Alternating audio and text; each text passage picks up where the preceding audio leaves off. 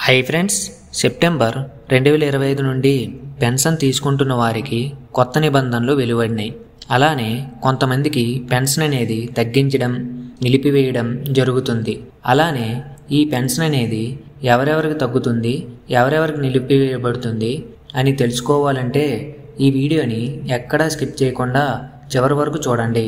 అలానే మన ఛానల్ని ఎవరైనా కొత్తగా చూస్తున్నట్లయితే లైక్ చేసి సబ్స్క్రైబ్ చేయండి. అలానే ఫ్లిప్కార్ట్లో కానీ, అమెజాన్లో కానీ ఎలక్ట్రానిక్ వస్తువులు, కిచెన్ ఐటమ్స్, గ్రాసరీ ఇలా అన్ని వస్తువులు సగం ధరకే ఆఫర్లో వస్తుంటాయి. ఈ ఆఫర్స్ తెలుసుకోవాలంటే నా టెలిగ్రామ్ ఛానల్లో జాయిన్ అవ్వగలరు. ఈ టెలిగ్రామ్ ఛానల్ లింక్ అనేది క్రింద డిస్క్రిప్షన్లో ఇచ్చాను, వెంటనే జాయిన్ అవ్వగలరు. ఓకే ఫ్రెండ్స్, ఇక విషయానికి వస్తే ఆంధ్రప్రదేశ్ రాష్ట్రంలోని పెన్షన్ పొందుతున్న వారికి ప్రభుత్వం కొన్ని ముఖ్యమైన మార్పులు తీసుకువచ్చింది.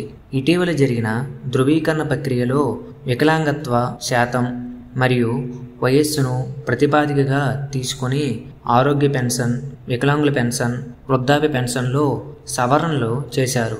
ఈ కొత్త నియమాలు సెప్టెంబర్ మంత్ నుంచి అమల్లోకి వస్తాయి.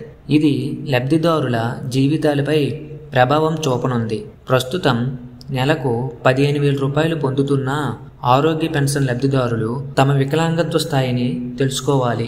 ఎందుకంటే 85% కంటే ఎక్కువ వికలాంగత్వం ఉన్నవారికి మాత్రమే ఈ మొత్తం కొనసాగుతుంది.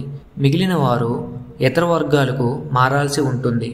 ఉదాహరణకు 40 నుంచి 85% మధ్య వికలాంగత్వం ఉంటే ఆరోగ్య పెన్షన్ రద్దవుతుంది మరియు బదులుగా 6,000 రూపాయలు వికలాంగుల పెన్షన్ అందుతుంది. ఇది మరింత సముచితమైన సాయం అందించడానికి ఉద్దేశించినది.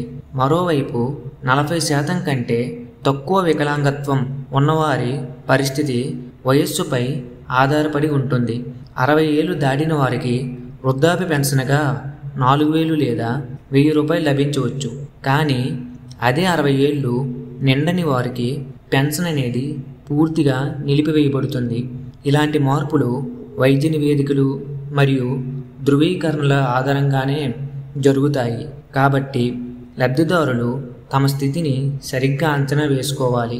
వికలాంగుల పెన్షన్ విషయానికి వస్తే 40% పైబడిన వారు యథావిధిగా 6,000 రూపాయలు పొందుతారు.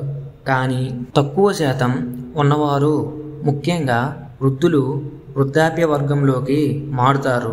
ఈ మార్పులు అమలు కావడంతో కొందరు పెన్షన్లు తగ్గవచ్చు లేదా ఆగిపోవచ్చు.